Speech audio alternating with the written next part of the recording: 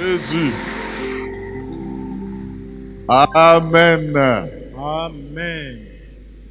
C'est bon de passer du temps dans la présence de Dieu. Acclamons pour l'Orem, acclamons pour Milador, acclamons pour cette grande chorale. Ils nous font beaucoup de bien. Soyez bénis, soyez bénis. Amen. Amen.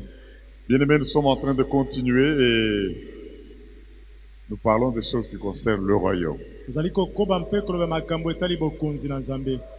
Parce que nous devons comprendre ces choses qui concernent les royaumes pour les offrir au monde et les sauver.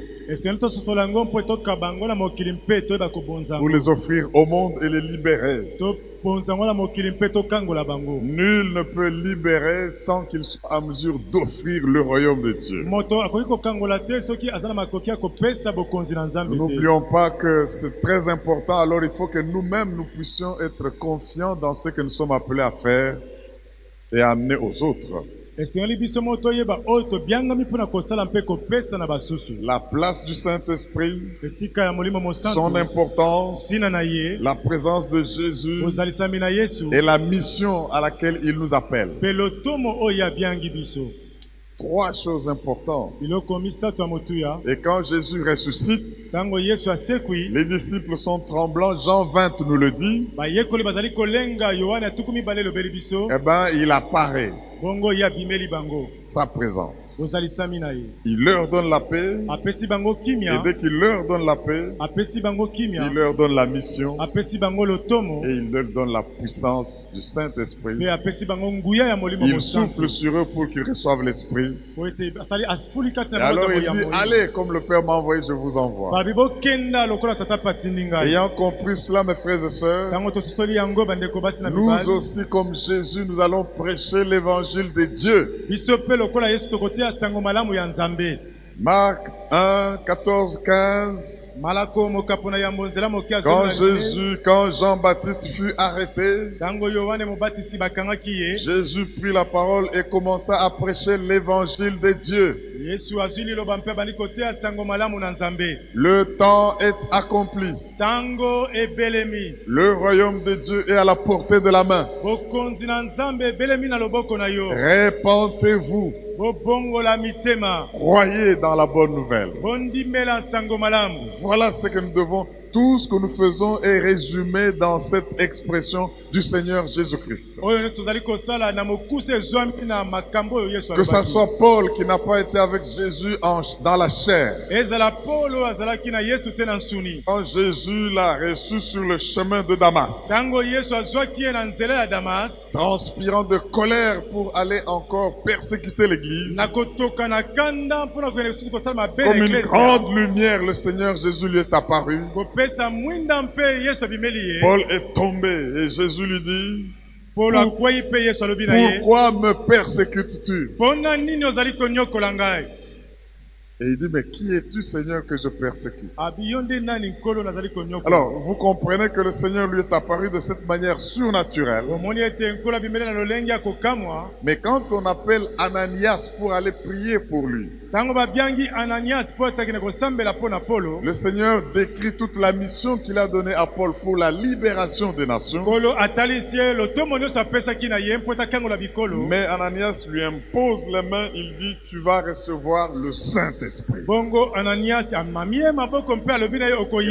Les écailles qui étaient sur ses yeux sont tombées. Le Saint-Esprit partout. Et nous l'avons vu lui-même dans Acte 19 quand il prêche aux disciples de faire. Nous reviendrons à ce texte-là parce qu'il y a beaucoup de fondements pour nous qui ne sommes pas des Juifs pour que nous puissions comprendre. L'importance du royaume de Dieu, l'importance du fait d'être baptisé dans le Saint-Esprit. En un mot, l'importance du royaume de Dieu. Hier, nous avons lu un texte, j'aimerais qu'on y revienne, dans Jean chapitre 3. Lisons Jean 3, les 8 premiers versets. L'évangile de Saint Jean. Chapitre 3. 1 à 8. Celui qui a trouvé dit Amen. Amen. La Bible dit ceci. Mais il y eut un homme d'entre les pharisiens nommé Nicodème, un chef des Juifs, qui vint lui auprès de Jésus de nuit et lui dit, Rabbi, nous savons que tu es un docteur venu de Dieu, car personne ne peut faire ces miracles que tu fais si Dieu n'est avec lui. Jésus lui répondit, en vérité, je te le dis, si un homme ne naît de nouveau, il ne peut voir le royaume de Dieu. Nicodème lui dit, comment un homme peut-il naître quand il est vieux? Peut-il rentrer dans le sein de sa mère et naître? Jésus répondit, en vérité, je te le dis, si un homme ne naît d'eau et d'esprit, il ne peut entrer dans le royaume de Dieu. Ce qui est né de la chair est chair, et ce qui est né de l'esprit est esprit. Ne t'étonne pas que je t'ai dit, il faut que vous naissiez de nouveau. Le vent souffle où il veut, et tu en entends le bruit, mais tu ne sais d'où il vient, ni où il va. Il en est ainsi de tout homme qui y est né de l'Esprit. Pouvons-nous acclamer la parole de Dieu? Alléluia. Mes frères et sœurs, ce concept est très important. Dans toute la Bible, nul autre a parlé de la nouvelle naissance si ce n'est Jésus seul. Et nous avons dit hier que la nouvelle naissance, à côté du grand amour de Dieu, constitue la plus importante des révélations qui ait été faite à l'humanité. C'est pour cela que quand vous lisez ce texte de Jean 3, vous descendez, quand vous arrivez au verset 16, il vous sera dit, car Dieu a tant aimé le monde. Il a donné son Fils unique afin que quiconque croit en lui ne périsse pas, mais qu'il ait la vie éternelle. Alors nous devons, bien aimés, comprendre cela, non seulement pour que nous-mêmes nous soyons sûrs d'être nés de nouveau et de ne pas être de simples religieux comme Nicodème l'a été. Il connaît bien, il connaît le livre, il connaît le rouleau du livre, il connaît bien, mais il ne comprend pas certaines choses spirituelles. C'est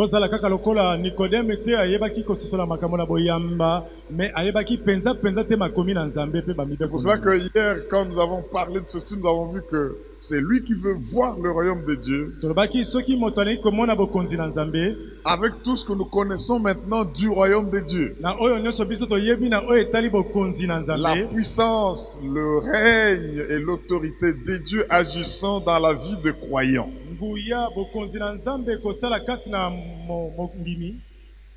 Eh bien, si tu veux voir ces choses-là, même expérimenter les miracles que Nicodème était venu savoir comment ça se passe, tu vas bien te rendre compte que naître de nouveau est une nécessité, c'est un impératif. Naître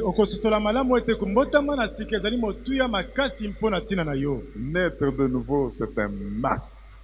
C'est quelque chose qui doit être fait si nous voulons voir le royaume de Dieu. Et naître de nouveau, nous avons vu que c'est un événement spirituel. Hier, nous avons tenté de comprendre qu'est-ce que c'est que naître de nouveau? Comprendre. Nous avons dit qu'il y a 4 grandes expressions dans les Saintes Écritures qui parlent de ce concept. Naître de nouveau, la nouvelle naissance, la nouvelle création, en fait la régénération. Être régénéré, on te génère mais on te régénère.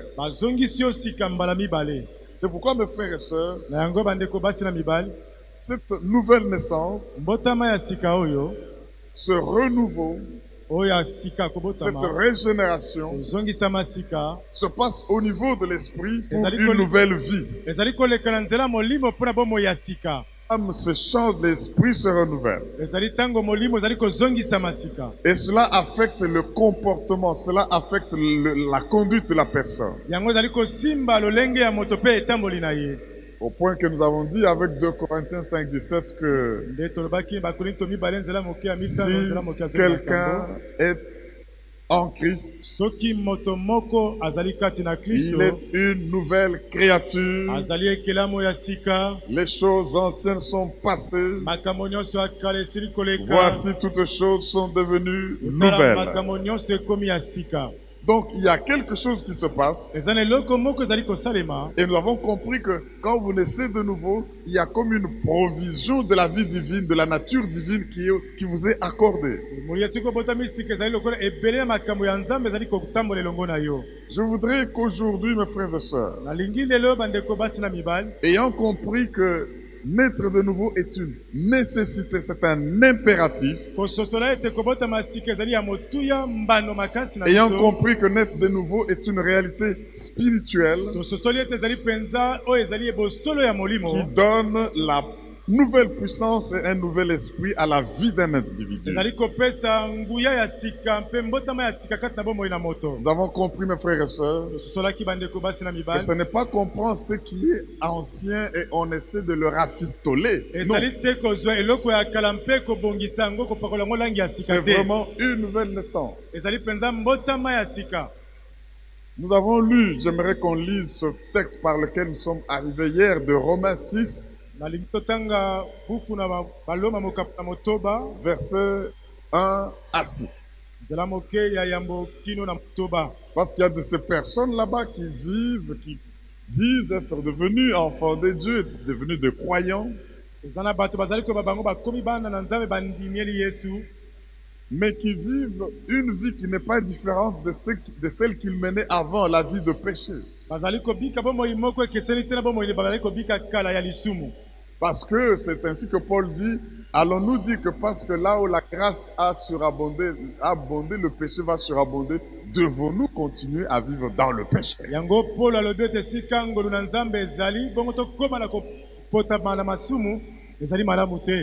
Mais non, il dit ceci, Romains 6, 1 à 6. Que dirons-nous donc? Demeurerions-nous dans le péché afin que la grâce abonde?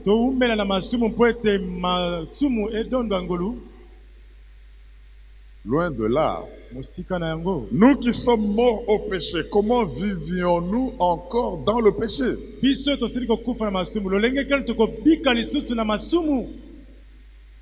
Ignorez-vous que nous tous qui avons été baptisés en Jésus-Christ, c'est en sa mort que nous avons été baptisés.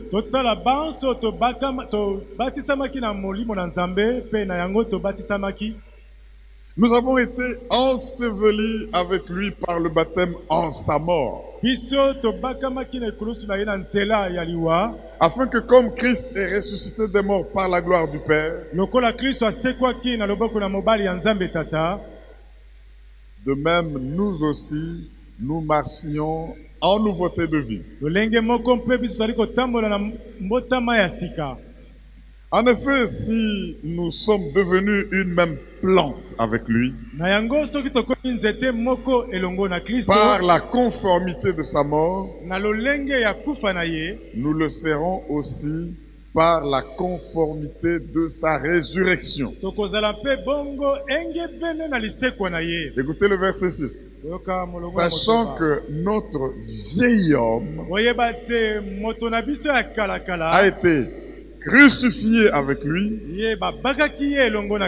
afin que le corps du péché fût détruit, pour que nous ne soyons plus esclaves du péché.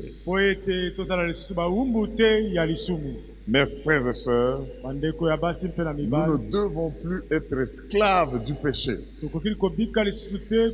Ça, c'est notre vie d'avant. Que nous ayons connu la nouvelle naissance. Cette réalité est importante, bien-aimés. Nous devons être ce qu'un cadavre est dans le monde par rapport à ceux qui vivent. Il faut que dans le monde du péché, nous soyons comme des cadavres. Il peut nous secouer comme il veut. Il peut nous rappeler tous ses bienfaits comme il veut. Mais nous sommes morts au péché. Et là, nous menons une nouveauté de vie. En fait, parce que nous avons quitté ce monde de péché, de ténèbres, et nous sommes entrés par Jésus dans le royaume du Fils de son amour, de Dieu. Cela étant bien compris, bien aimé, étant compris, cette réalité de la nouvelle naissance, vous comprenez son lien avec le royaume de Dieu. Mes frères et sœurs, ceci est capital. Au point que notre message d'aujourd'hui, c'est comment naître de nouveau. S'il faut qu'on commence à nous appeler les nés de nouveau, qu'on nous appelle, c'est bon. Alléluia. Alléluia. Parce que c'est capital. Tu ne peux pas expérimenter le royaume de Dieu sans naître de nouveau. Le Seigneur nous dit, nous ne devons pas tenir ceci comme garantie, croyant que tout le monde ici est né de nouveau. C'est pour cela que nous allons tourner et retourner avec l'aide du Saint-Esprit, afin de nous assurer que quand nous disons allons libérer avec le Saint-Esprit, nous sommes tous nés de nouveau. Et nous allons affecter toutes les sphères où nous serons, comme ces hommes et femmes de l'église primitive l'ont fait du fait qu'ils avaient connu la nouvelle naissance. Vous savez, le Seigneur Jésus qui est le seul à révéler cette réalité s'est servi de la visite de Nicodème. Jésus a observé Nicodème très sincère, mais avec un vide dans son cœur, dont la dimension était égale à Jésus-Christ. Un vide dans son cœur, dont la taille était égale au Saint-Esprit. Et il lui a parlé de ces vérités, de cette vérité profonde en son genre, au lieu de lui répondre à sa question. Nicodème, je crois qu'il est venu pour dire, nous savons que tu es docteur de la loi lui-même. Mais nous savons qu'un homme ne peut pas faire les miracles que tu fais si Dieu n'est avec lui. Il voulait que Jésus lui parle des miracles, ou de comment il faisait les miracles, de sorte que s'il a les secrets, il peut aussi aller commencer à faire les miracles. Ou dis-moi qui tu es, est-ce que tu es le Messie? Parce que il n'y a que celui que Dieu a envoyé à qui il est, qui est le Messie. Mais le Seigneur Jésus a voulu aller à l'essentiel, parce qu'il était important que Nicodème change. Et c'est ainsi qu'il a parlé de ces choses sur lesquelles nous allons encore revenir. Avant de connaître cette réalité de nouvelle naissance, ne cherchez pas les miracles, les signes et les produits, ça ne sert à rien. Nous allons voir certains disciples qui, non pas les disciples, certains exorcistes. Ça c'est dans la suite de Acte 19 auquel nous allons revenir. Il commence à dire, au nom de ce Jésus que Paul a prêché, l'esprit méchant, je vous chasse. Ils en ont eu pour leur compte, n'est-ce pas? Parce que nous devons d'abord, avant d'affronter ce monde des ténèbres, délivrer, chasser les démons et avoir à sauver des âmes, nous devons nous-mêmes être dans le Seigneur Jésus-Christ, remplis du Saint-Esprit, et dès que vous y allez, parce que votre nom est effacé du domaine du royaume des ténèbres, et écrit dans le royaume des dieux, l'information est publiée même dans le monde des démons. Ils savent qu'il n'est plus de notre monde. Il est maintenant de ce royaume là-bas. Et c'est ainsi que les démons ont dû dire à ces exorcistes là-bas, Paul nous connaissons, Jésus nous connaissons, mais toi qui es-tu? Bien-aimé, n'affronte pas le monde des ténèbres si tu n'es pas encore né de nouveau, parce qu'ils ont les informations. Les réseaux sociaux n'ont pas commencé, ça a commencé là-bas. Dès qu'il y a un changement, une âme est sauvée. Il passe des ténèbres à la lumière, l'information est diffusée. Mais c'est pour cela qu'on commence à l'attaquer, pour tenter de le récupérer.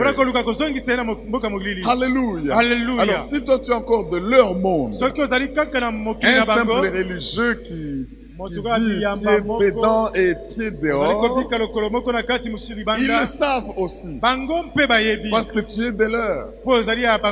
Alléluia. Alors, Jésus a vu que cet homme a besoin de comprendre cette réalité profonde. Il était important, pourquoi? Pour que Nicodème change, spirituellement. 2, qu'il change de l'intérieur. Et 3, qu'il change complètement. Changer spirituellement, changer de l'intérieur, changer complètement. Ça, c'est ce qui était important aux yeux du Seigneur Jésus. Ce n'est qu'à cette condition-là, dès qu'un homme change spirituellement, dès qu'un homme change de l'intérieur, dès qu'un homme change complètement, cet ensemble-là, par le Saint-Esprit, est appelé la nouvelle naissance. Alléluia. Vous savez, nous allons voir comment. Mais qu'est-ce qui montre que le Seigneur Jésus a trouvé que la nouvelle naissance était impérative? Pourquoi? 2 raisons, bien-aimés, pour lesquelles, si tu ne l'es pas encore, il faut que tu le désires ici et maintenant. 2 raisons impératives qui se dégagent de ce que le Seigneur a dit sur la nouvelle naissance. C'est les 2 expressions suivantes. Premièrement, Jésus dit, excepté ou à moins que quelqu'un soit né de nouveau. Et deuxièmement, il dit, il ne peut voir le royaume de Dieu. Or, nous disons, nous voulons voir le royaume de Dieu tel que nous le connaissons et le comprenons maintenant.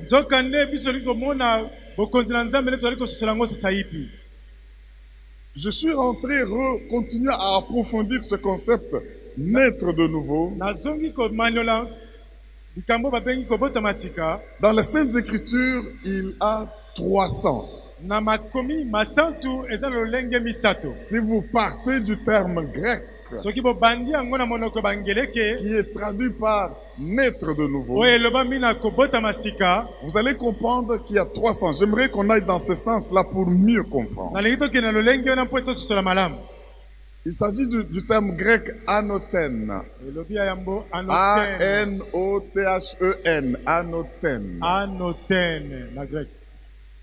Ce terme grec, nous le trouvons dans 3 expressions que nous allons parcourir pour que nous puissions arriver à savoir comment naître de nouveau et qu'est-ce qui se passe. Il est traduit par d'en haut, depuis le haut, depuis longtemps, origine ou encore. Mais si vous le dites que de cette manière-là, vous n'allez pas comprendre ce que c'est. Anothen veut dire depuis le haut. Ça, c'est le premier sens. C'est-à-dire depuis l'endroit le plus élevé. Premier sens de anothen. Depuis l'endroit le plus élevé. Je vais donner une illustration ici. Imaginez que nous trouvons dans notre tronçon du fleuve Congo ici qu'il y a une malédiction ou une maladie ou quoi et que nous voulons assainir. Et ceux qui veulent l'assainir vont aller au Busingobila là-bas pour commencer à vouloir faire les opérations. Et le Seigneur qui est le spécialiste viendrait pour nous dire ça. Vous voulez assainir le fleuve Congo, ne commencez pas ici. Commencez depuis Anothen. Ça veut dire commencez depuis le lieu le plus élevé. C'est-à-dire commencez depuis le Lualaba au Katanga là-bas. Commencez depuis le début, commencez depuis le lieu le plus haut. Ça c'est le sens. Tu veux commencer à arranger ce micro en commençant par là? Non, il faut commencer depuis le début, depuis le lieu le plus haut, pour complètement arranger cette tige de micro. Et ici, ça veut dire depuis les origines, depuis le commencement. En d'autres termes, si quelqu'un veut voir le royaume de Dieu, il faut que sa naissance commence depuis le lieu le plus élevé, depuis ses racines, depuis ses origines, bref, depuis les cieux. Deuxième sens, c'est pour dire, il faut que cela commence depuis le commencement. Oh, ça c'est bon. Mais bien aimé frère dans le Seigneur, j'aimerais vous donner quelques textes qui nous donnent ce sens-là, qui utilisent le même mot qui est utilisé par Jésus. Allez avec moi dans Luc au chapitre 1er, le verset 3. Luc 1, 3. Luc, c'est celui qui a écrit aussi les actes des apôtres. Ici, il écrit à l'excellent Théophile. Mais écoutez ce qu'il dit. 1, 3 de Luc. Il m'a aussi semblé bon, après avoir fait des recherches exactes sur toutes ces choses, depuis Anothen, depuis leur origine, de te les exposer par écrit d'une manière suivie, excellent Théophile. Depuis leur origine. Depuis leur commencement. J'ai fait des recherches qui n'ont pas commencé au milieu. J'ai fait des recherches où je suis allé depuis l'origine, depuis le commencement. Ce terme, il a aussi le sens de encore. Une seconde fois. Le même terme anoten. Allons dans Jean 3, 4 que nous venons de lire là. Jean chapitre 3. 4. Nicodème lui dit, comment un homme peut-il naître quand il est vieux? Peut-il rentrer dans le sein de sa mère et naître encore? Parole vivante, parole de vie dit, comment un homme déjà vieux pourrait-il naître une seconde fois? Et anoten se trouve aussi dans Galates chapitre 4 verset 9. Galates 4, 9. Je voudrais bien aimer que quand ceci va nous pénétrer, que nous puissions comprendre finalement comment naître de nouveau. Galates 4, 9 dit ceci. Mais à présent, vous avez connu Dieu, ou plutôt que vous avez été connu de Dieu. Comment retournerez-vous à ces faibles et pauvres rudiments auxquels, à nos thèmes, de nouveau, vous voulez vous asservir encore, auxquels, une fois de plus, vous voulez vous asservir encore. Donc, anathème veut dire le troisième sens d'en haut, de Dieu. Écoutez Jean 19, 11.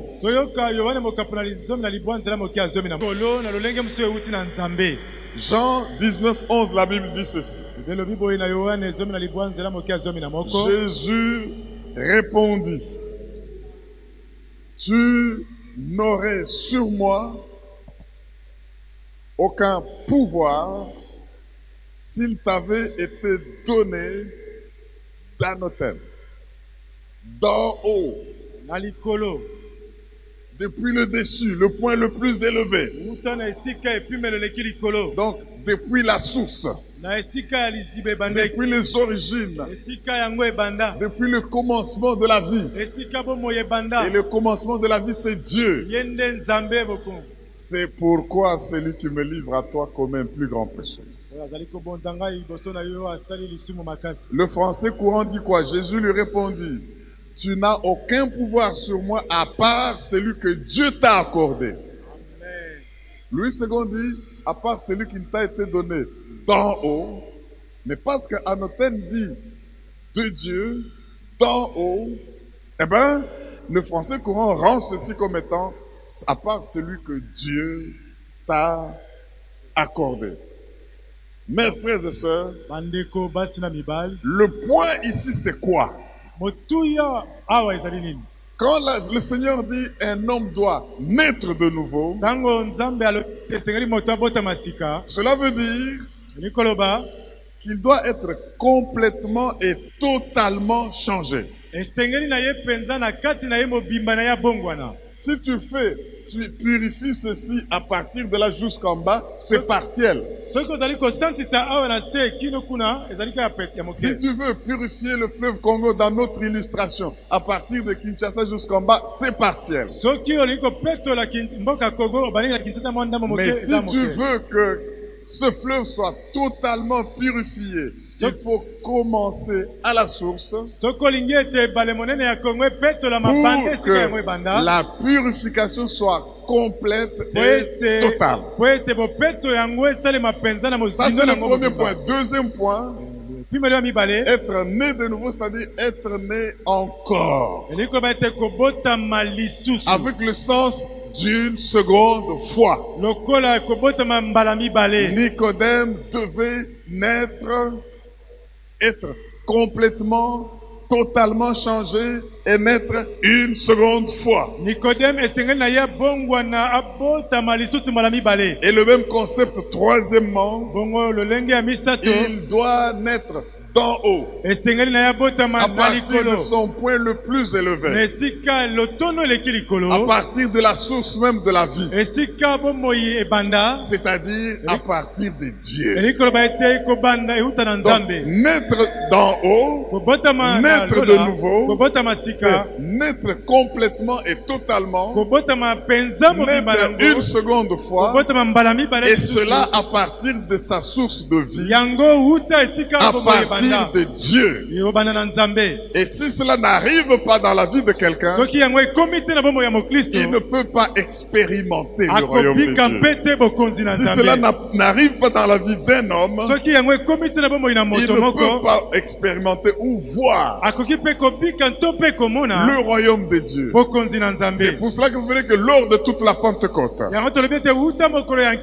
les gens ont vu ceux qui étaient nés de nouveau, ceux qui étaient complètement et totalement changés, ceux qui étaient renés encore, ceux qui étaient changés à partir de leur source qui est Dieu.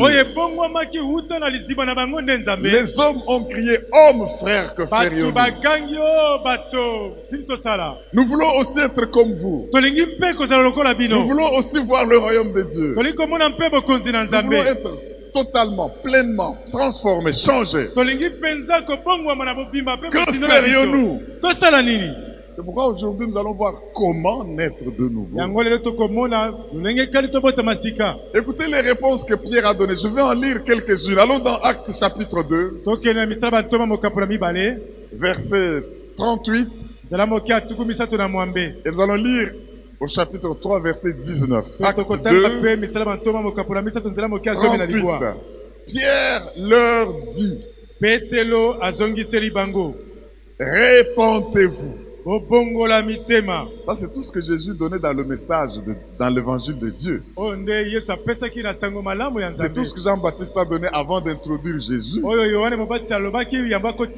ne peux pas demander à quelqu'un de voir le royaume de Dieu s'il ne passe pas par la repentance. Parce que c'est de cette manière-là qu'il y a un changement total et complet. C'est de cette manière-là que d'en haut de sa source, la personne est changée.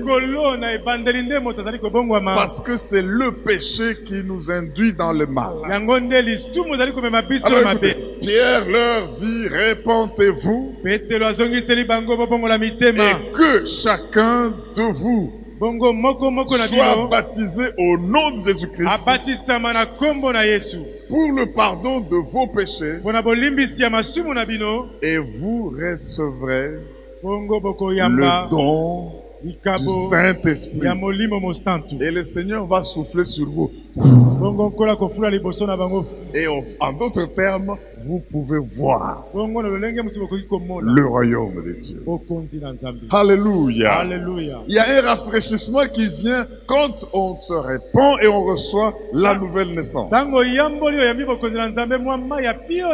Actes chapitre 3 verset 19. C'est toujours la continuité de l'effet de la Pentecôte. Nous avons dit que là, les actes des apôtres, c'est les actes du Saint-Esprit au travers des croyants pour libérer les nations. Pour qu'ils aillent jusqu'aux extrémités de la terre. Acte 3, 19, il dit, répentez-vous donc et convertissez-vous pour que vos péchés soient effacés, afin que des temps de rafraîchissement viennent de la part du Seigneur. Il y a un temps de rafraîchissement. Tu as un cœur qui sèche, un cœur qui saigne. Tu as une vie qui est en train de durcir au point de vouloir craquer. Le Seigneur dit, le temps est arrivé. Quel temps? le temps de rafraîchissement. Mais pour que ce temps de rafraîchissement vienne, il faut recevoir le Saint-Esprit. Pour que ce temps de rafraîchissement vienne, il faut se convertir. Il faut être né de nouveau. Complètement, totalement. De l'intérieur et spirituellement. Et alors, de la part du Seigneur, les temps de rafraîchissement viennent. Je voudrais encourager chacun de s'attendre au temps de rafraîchissement. Le Seigneur met devant nous la vie et la mort. Il prend le ciel et la terre à témoin. Il dit choisis la vie. Mais si tu veux choisir la mort, ça c'est ton affaire. Et ainsi tu vivras toi et ta postérité. Est-ce qu'on peut acclamer pour le temps des rafraîchissements? Alléluia. Le temps des rafraîchissements. Le temps de rafraîchissement. Dieu veut répandre sur nous le temps de rafraîchissement. À tous ceux qui ont faim et soif. Comprenons mes frères et sœurs que la nouvelle naissance, naître de nouveau, être régénéré, se convertir, ça doit être d'en haut, ça doit être total, ça doit être spirituel, et le Saint-Esprit vient à nous. Alors, étant donné que nous avons compris comment cela est capital dans le cœur de Jésus, le fait de naître de nouveau. Maintenant que nous avons compris que Dieu est à la base, parce que ça doit commencer par le point le plus haut et le point qui est la source.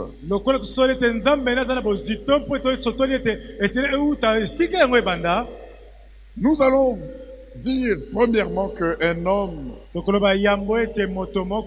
est spirituellement né de nouveau par l'eau et par l'esprit. Nous avons vu ça dans Jean 3,5. C'est Jésus lui-même qui dit. Si vous examinez les Saintes Écritures, l'eau et l'esprit, l'eau de la parole,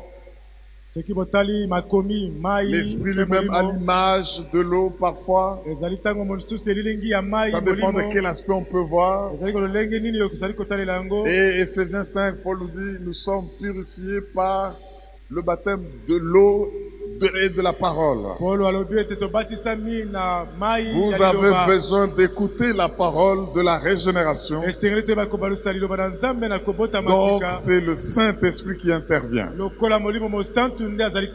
Naître de nouveau, l'homme le devient deuxièmement par la volonté de Dieu. Bien-aimés, que le diable ne vous trompe pas. Dieu veut que vous naissiez de nouveau. Quand vous allez réclamer de naître de nouveau, sachez que Dieu veut qu'il en soit ainsi et c'est par sa volonté. Écoutez ce que Jacques nous dit. Allons dans Jacques au chapitre 1er. Nous devons, connaissant que c'est la volonté de Dieu, tout ce que nous demandons selon la volonté de Dieu, il nous le donne. Jacques 1,18, la Bible dit. Écoutez, ça c'est très intéressant. Il nous a engendrés. Ça c'est la nouvelle naissance. Il nous a engendrés selon sa volonté. Par la parole de vérité, afin que nous soyons en quelque sorte les prémices de ces créatures. Aïe, aïe, aïe, aïe, aïe. Les prémices de ces créatures.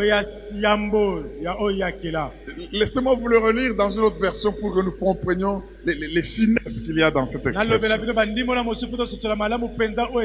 Jacques 1,18 selon la parole vivante. La Bible dit ceci. Par un acte de sa libre volonté, il nous a fait naître de nouveau par le moyen de la parole de vérité. pour que nous soyons, pour ainsi dire, les premiers fruits de sa nouvelle création. Est-ce que quelqu'un comprend bien le profondeur de ceci? Nous naissons par l'eau, c'est-à-dire par l'esprit. Nous naissons par la volonté, libre volonté de Dieu, qui nous envoie la parole de vérité. C'est pour cela que pour nous maintenir dans notre nouvelle naissance, nous avons besoin de toujours méditer et écouter la parole de vérité. Troisièmement, quelqu'un naît de nouveau, parce que la Bible dit une semence incorruptible. C'est-à-dire par la parole de Dieu. Si tu nais par une semence corruptible, tu n'es pas totalement né de nouveau. Mais il y a ce qu'on appelle une semence incorruptible, qui est à la base de la nouvelle naissance. Faites entendre aux gens la parole de la vérité. Sortez de votre bouche la parole de Dieu, déclarant la volonté de Dieu. Et cette parole va régénérer les personnes spirituellement, totalement, complètement, depuis l'intérieur. Écoutez ce que Pierre dit. 1 Pierre 1, 23. Première lettre de Pierre, chapitre 1er, le verset 23. Nous sommes en train de voir comment se passe ce mystère de la nouvelle naissance. 1 Pierre 1, 23, la Bible dit: puisque vous avez été régénérés, voilà, non par une semence corruptible, mais par une semence incorruptible, virgule, par la parole vivante et permanente de Dieu. Vous voulez voir des hommes et des femmes naître de nouveau? S'aimer la semence incorruptible, s'aimer la semence permanente, la parole vivante, la parole inaltérable, la parole permanente de Dieu. Parole de vie vivante, plutôt dit quoi? Rappelez-vous que la semence de vie par laquelle vous êtes nés de nouveau, la semence de vie par laquelle vous êtes nés de nouveau, n'est pas de nature mortelle et éphémère. C'est une semence immortelle. C'est la parole vivante éternelle de Dieu. Est-ce que quelqu'un peut m'aider à acclamer la parole de Dieu? La parole de... J'aime la parole de Dieu. J'aime la parole de Dieu. C'est elle qui nous fait naître de nouveau. Au nom de Jésus. Si tu racontes des fables du renard, du corbeau et de la fontaine et tout cela, ça peut faire plaisir aux gens, mais ça ne va jamais les faire naître de nouveau. Naître de nouveau, c'est naître spirituellement, c'est naître de l'intérieur et c'est naître totalement. Alléluia. Naître depuis le point le plus élevé. Naître depuis le commencement. Naître d'en haut. Pour naître de nouveau, comme je viens de le dire, on le naît par Dieu, on le naît d'en haut. Tu es sur la terre, mais tu nais à partir d'Anothem. Tu nais à partir d'en haut. 1 Pierre 1, 3, nous l'avons déjà lu. 1 Pierre 1, 3, lisons-le, la parole de Dieu. 1 Pierre 1, 3, la Bible dit: béni soit Dieu, le Père de notre Seigneur Jésus-Christ, qui, selon sa grande miséricorde, nous a régénérés pour une espérance vivante par la résurrection de Jésus-Christ d'entre les morts. Ah, je vais encore vous lire la parole vivante. Elle dit ça. Le mot régénéré. Anoten, il dit ceci. Loué soit Dieu, le Père de notre Seigneur Jésus-Christ. Dans son amour sans limite, il a eu compassion de nous et nous a fait naître à une vie nouvelle. Il a eu compassion et suite à cette compassion, le Dieu d'en haut, le Dieu des cieux, le Dieu de notre Seigneur Jésus-Christ nous a fait naître à une vie nouvelle en nous associant à la résurrection de Jésus-Christ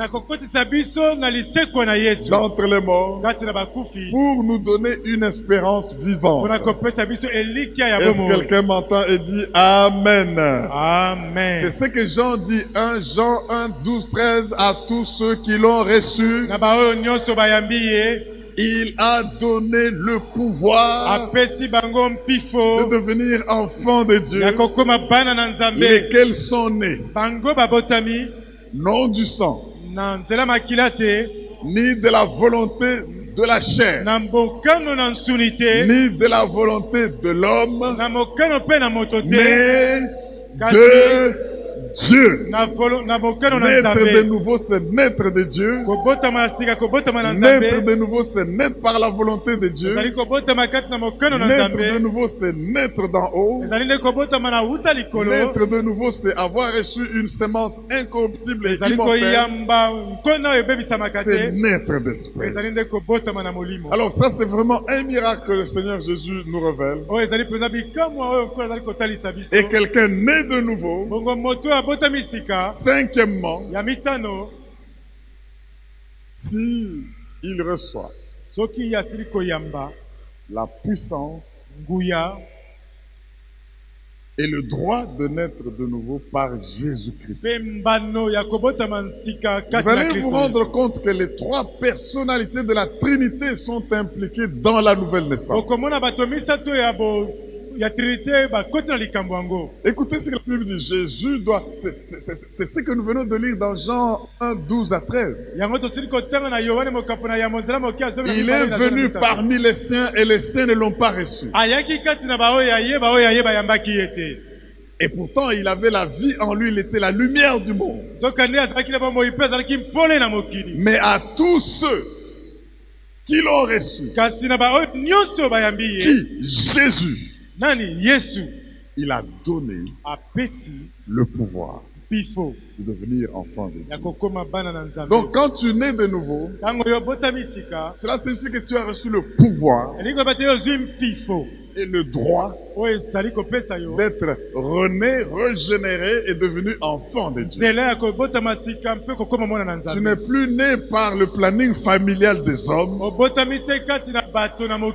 ni par la volonté de la chair, mais tu es né de Dieu. Est-ce que tu ne peux pas acclamer pour la nouvelle naissance? Alléluia. Oh, alléluia. Alléluia. Gloire à l'agneau de Dieu. Mes frères et sœurs, je suis en train de vous parler des mystères de Dieu. Tu ne vas pas chercher à comprendre. Si tu cherches à comprendre comme Nicodème, tu seras confus. Mais pourtant, toutes ces choses se passent. La parole est impliquée. Le Saint-Esprit est impliqué. Le Fils qui est reçu est impliqué. Le Père d'en haut est impliqué. Et c'est par cette conjonction-là que tu es né de nouveau. Et si tu es né de cette manière-là, alors tu peux voir le royaume de Dieu. Alors tu peux entrer dans le royaume de Dieu. Alors tu peux voir la puissance de Dieu. Alors tu peux voir l'autorité de Dieu. Alors tu peux expérimenter les miracles de Dieu. Et toi-même né de nouveau, tu peux entraîner les autres à naître de nouveau. Alléluia. Bien-aimé, Comment une personne expérimente-t-elle la nouvelle naissance? Je nous ai dit la fois dernière qu'il y a deux grandes expériences quand tu nais de nouveau. Ou quand le Saint-Esprit descend sur toi, il y a une expérience positionnelle. Et recevant Jésus, le Seigneur te flanque, te positionne dans le corps qu'on appelle l'église, le corps de Christ. Et positionnellement, tu ne le sens peut-être pas, mais c'est une réalité. Tu vis avec l'entourage de cette grande famille. Mais expérimentalement, dans ta vie de tous les jours, quelque chose se passe dans ta vie. Comme expérience. Premièrement, une personne expérimente la nouvelle naissance en croyant en Jésus-Christ comme étant le Fils de Dieu. À tous ceux qui l'ont reçu, il faut recevoir, reconnaître, croire que Jésus est le Christ. C'est le roi et son onction. Il est le Fils de Dieu. Ça commence par là, bien-aimé. Rassure-toi qu'un jour, tu as déjà donné ta vie à Jésus et tu as cru qu'il est le Christ. Écoutez ce que 1 Jean nous dit au chapitre 5, verset 1. Premièrement, pour expérimenter la nouvelle naissance, je suis en train de nous donner comment nous devons le faire. Il faut croire que Jésus est le Christ et qu'il est le Fils de Dieu. 1 Jean 5, 1, la Bible dit: quiconque croit que Jésus est le Christ est né de Dieu. Et quiconque aime celui qui l'a engendré aime aussi celui qui est né de lui. Non. Je crois qu'il y en a qui n'ont pas compris, il y en a qui n'ont pas compris. Laissez-moi vous le relire dans la parole vivante. 1 Jean 5, 1, parole vivante dit ceci: c'est lui qui croit que Jésus est le Christ est né de nouveau. Dis à ton voisin, église ou église a né de nouveau. Ce que vous avez né de nouveau, Zalana nous né de nouveau. Mais écoutez ce qui se passe. C'est lui qui croit que Jésus est le Christ est né de nouveau. Et Dieu est devenu son Père. Au fait, comme c'est Dieu qui nous engendre, qui nous régénère, au fait, il devient notre Père. Mais celui qui aime Dieu, son Père, qui l'a fait naître de nouveau, aime aussi les autres enfants de Dieu nés du même Père que lui. Oh, alléluia. Alléluia. Il aime aussi les autres enfants de Dieu nés du même Père que lui. Comment est-ce qu'on peut trouver la haine parmi les enfants de Dieu? J'affirme que si tu es né de nouveau, sachant que les autres nés de nouveau sont fils du même Père que vous, tu ne peux que les aimer. L'un des signes pour savoir que quelqu'un n'est pas né de nouveau, il n'aime pas les frères et les sœurs dans l'église. Parce que tu ne peux pas être né de nouveau et haïr les autres qui sont nés du même Père que toi. Alléluia. Alléluia. Les nés de nouveau, acclamons le roi des rois. Acclamons le Dieu vivant. Oh, Alléluia. Alléluia. Oh, Alléluia. Alléluia. Merci Jésus. Matondo Yesu. Bien-aimés, Balingami. ceci doit nous pousser à l'amour inconditionnel entre les frères et les sœurs dans la maison de Dieu. Déjà le fait que nous savons que nous sommes nés de nouveau.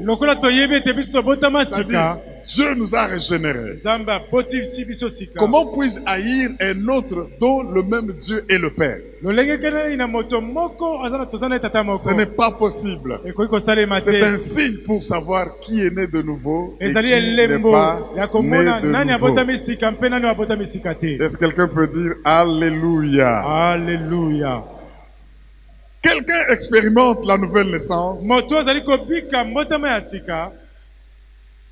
par la parole qu'il partage avec les autres. Je suis en train de vous dire ce qui doit vous montrer que vous êtes nés de nouveau. Vous aimez ceux qui sont nés du même Père que vous. Mais vous partagez aussi l'évangile avec les autres si vous êtes nés de nouveau. Parce que quand vous partagez l'évangile, vous participez à la nouvelle naissance des autres. Oh, il y a quelqu'un qui n'est pas convaincu. Allons dans 1 Corinthiens chapitre 4 verset 15. Si tu vois quelqu'un, tu lui poses la question depuis le début du mois ici. As-tu échangé la parole de l'évangile avec quelqu'un? Il dit non. Sa nouvelle naissance doit être compromise. De ce pas, nous devons nous lever et aller prêcher l'évangile. Parce que nous voulons avoir d'autres frères, d'autres sœurs qui sont nés de la même sémence incorruptible que nous. Écoutez ce que Paul dit dans 1 Corinthiens 4:15. Ça c'est très important. Il dit ceci. Car quand vous auriez 10 000 maîtres en Christ, vous n'avez cependant pas plusieurs pères. En Jésus-Christ, par l'évangile. Donc tu prêches l'évangile. Ceux qui la reçoivent sont régénérés. Mais c'est à ton compte. C'est à ton honneur. C'est à ta couronne. Parole vivante, 1 Corinthiens 4:15. Il dit ceci. En effet, même si vous aviez 10 000 instructeurs chrétiens, vous n'auriez cependant qu'un seul Père. Car c'est moi qui suis devenu votre Père spirituel en vous annonçant la bonne nouvelle. Moi qui vous ai appelé à la vie dans la communion du Christ Jésus. Est-ce que quelqu'un a compris quelque chose? Si tu veux engendrer, partage la parole de Dieu. Et quand les âmes vont recevoir l'évangile par toi, tu les engendres en Christ. Tu en deviens le Père. Il était en prison, mais écoutez ce qu'il dit. Lisez avec moi Philémon. Philémon chapitre 1er verset 10. Philémon 1 10. Ça c'est bon. Philémon 1:10, la Bible dit. Quelqu'un a trouvé Philémon?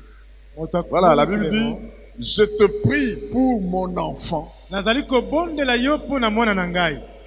que j'ai engendré étant dans les chaînes. Cet enfant c'est Onésime. Pour mon enfant.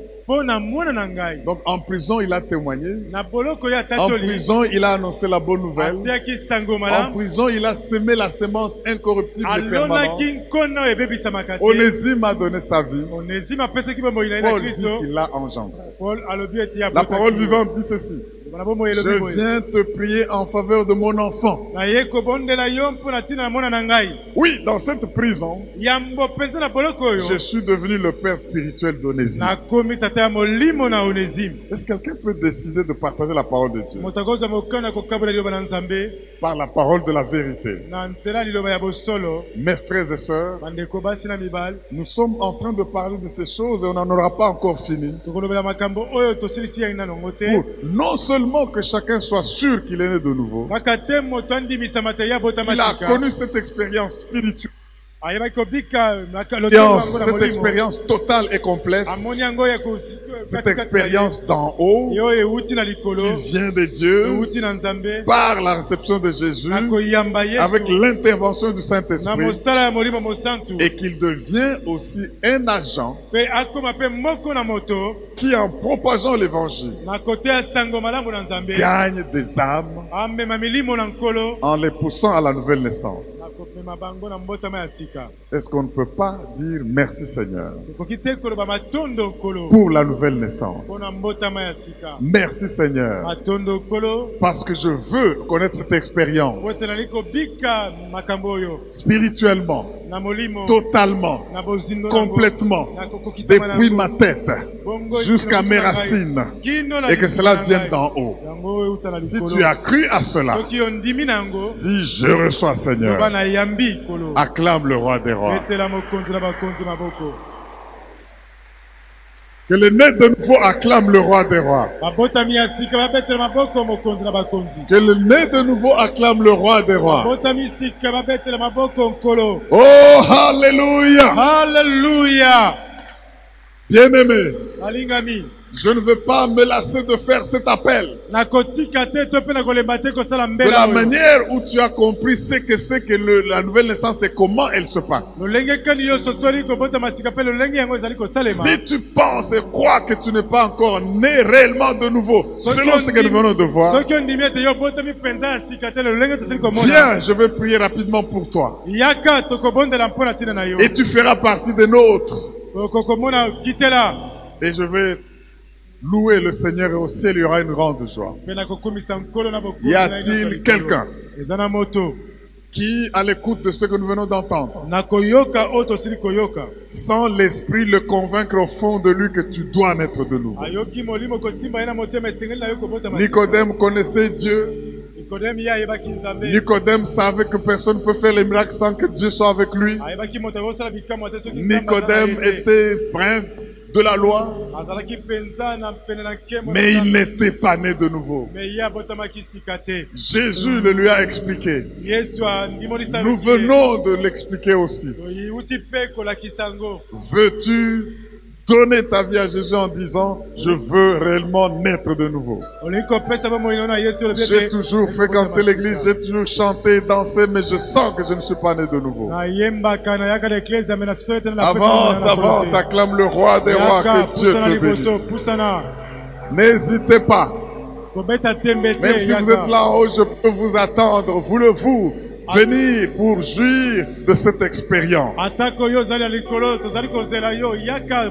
C'est une expérience spirituelle. C'est une expérience intérieure. C'est une expérience d'en haut. C'est une expérience qui change des vies. Qui d'autre? Merci Seigneur. Et avec moi Seigneur Jésus. Seigneur Jésus, parle mon frère. Seigneur Jésus, je reconnais que tu es le Christ, le Fils de Dieu. Je te reçois dans ma vie. Que cette parole, qui est une semence incorruptible, entre dans ma vie. Père, depuis là au ciel où tu es, toi le Dieu d'en haut, change-moi dans le plus profond de moi, que je sois une nouvelle création, que je sois transformé et changé, que je sois le temple du Saint-Esprit. Je veux naître de nouveau. Régénère-moi Au nom de Jésus. Au nom de Jésus.